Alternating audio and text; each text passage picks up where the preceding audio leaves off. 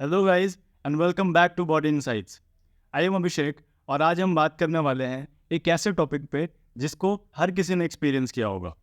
क्या आपको याद है वो पिछला वर्कआउट सेशन जिसमें आपने एक नई एक्सरसाइज ट्राई करी थी, या फिर आपने थोड़े ज़्यादा रेप्स लगाए थे, या अगर आप एक्सरसाइज नहीं भी करते हो, आप जिम नहीं भी जाते हो, फिर भी किसी दिन आपने कुछ ज़्यादा फिजिकल एक्टिविटी कर दी, उसके बाद आपकी बॉडी में, आपके मसल्स में सोरनेस शुरू हो गई थी। तो वही पोस्ट वर्कआउट मसल सोरनेस, जिसको कि हम डिलेड ऑनसेट मसल सोरनेस भी कहते हैं, इसका शॉर्ट फॉर्म होता है डोम्स, DOMS। वर्कआउट के बाद ये सोरनेस, या लेमन टर्म में आप इसको पेन भी कह सकते हो, ये क्यों होती है और ये एक अच्छी चीज़ है या एक बुरी चीज़ है? Let's find out. डोम्स एक ऐसा मसल पेन है जो कि वर्कआउट सेशन के बाद कुछ घंटों से लेके 24 टू 48 आवर्स तक भी ले सकता है शुरू होने के लिए, और ये पेन 72 आवर्स तक भी रह सकता है।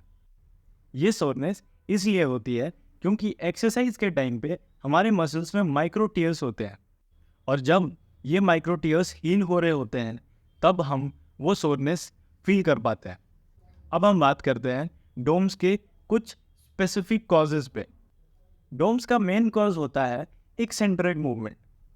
एक्सेंट्रिक मूवमेंट का मतलब है जब आप अपने मसल को लेंथन कर रहे होते हो और साथ में उसमें टेंशन भी लग रही होती है। कुछ एक्सरसाइज जैसे कि बाइसेप कर्ल्स में हम जब नीचे ले जा रहे होते हैं अपने हाथ को, और उस टाइम पे हमारे हाथ में कुछ वेट होता है, तब ये हमारी जो मसल है, बाइसेप्स है, ये लेंथन हो रही होती है और साथ साथ इस पे लोड भी पड़ रहा होता है।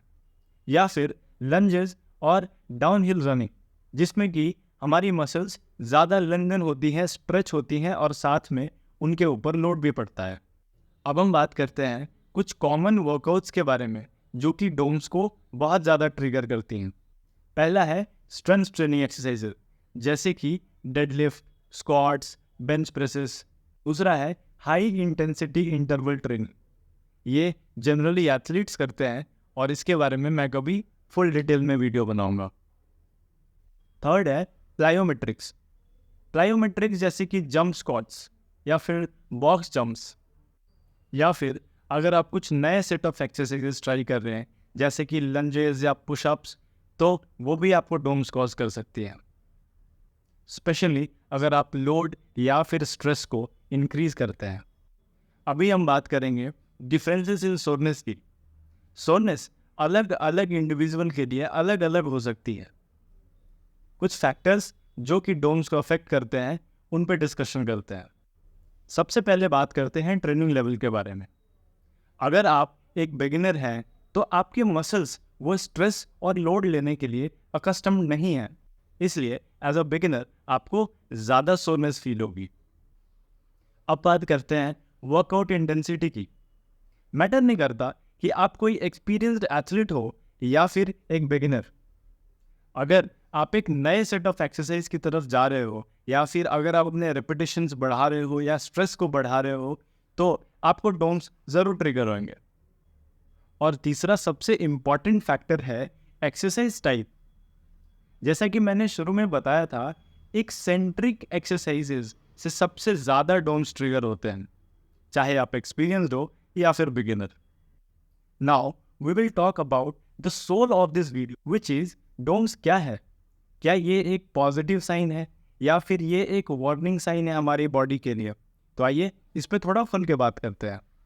एक्सपर्ट्स डोम्स को एक प्रोग्रेस साइन की तरह देखते हैं। जब आपके मसल्स टियर होते हैं और फिर रिपेयर होते हैं तो उनकी साइज और स्ट्रेंथ दोनों बढ़ती है। तो डोम्स होना अच्छा है, लेकिन ये भी जरूरी नहीं कि जितनी ज़्यादा सोरनेस या पेन हो उतनी ज़्यादा ग्रोथ हो। अब हम बात करते हैं कुछ टिप्स पे जिनको यूज़ करके हम सोरनेस या फिर डोम्स को कम कर सकते हैं। सबसे पहले बात करते हैं वार्म अप की। मुझे ऐसा लगता है कि एक वर्कआउट सेशन में सबसे इम्पॉर्टेंट पार्ट वार्म अप को मिलना चाहिए, क्योंकि ये आपकी पूरी बॉडी में एक ब्लड फ्लो को इंक्रीज करता है। और दूसरा इम्पॉर्टेंट पॉइंट है पोस्ट वर्कआउट स्ट्रेचिंग। एक्सरसाइज के टाइम पे हमारी मसल्स बहुत ज़्यादा कॉन्ट्रैक्टेड हो जाती हैं, लेकिन विथ स्ट्रेचिंग वो रिलैक्स हो जाती हैं।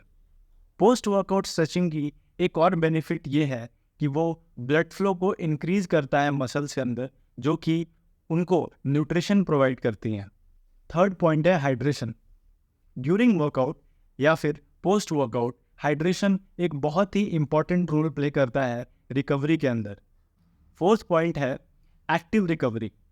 लाइट एक्टिविटीज़ जैसे कि वॉकिंग या फिर योगा, उससे भी हमारी बॉडी में ब्लड फ्लो इंक्रीज होता है और वो भी हमारी रिकवरी में या फिर डोन्स को कम करने में, मैनेज करने में यूज़फुल होता है।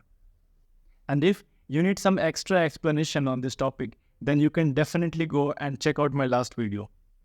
तो अब आप समझ गए होंगे कि डोन्ट्स क्यों होते हैं और उनको कैसे मैनेज किया जा सकता है। वर्कआउट के बाद सोरनेस होना एक बहुत ही आम फिनोमेना है, लेकिन हमेशा याद रखिए that recovery is the key. I hope this video has put some value in your life, and if it has, then please like the video and do subscribe to this channel Body Insights.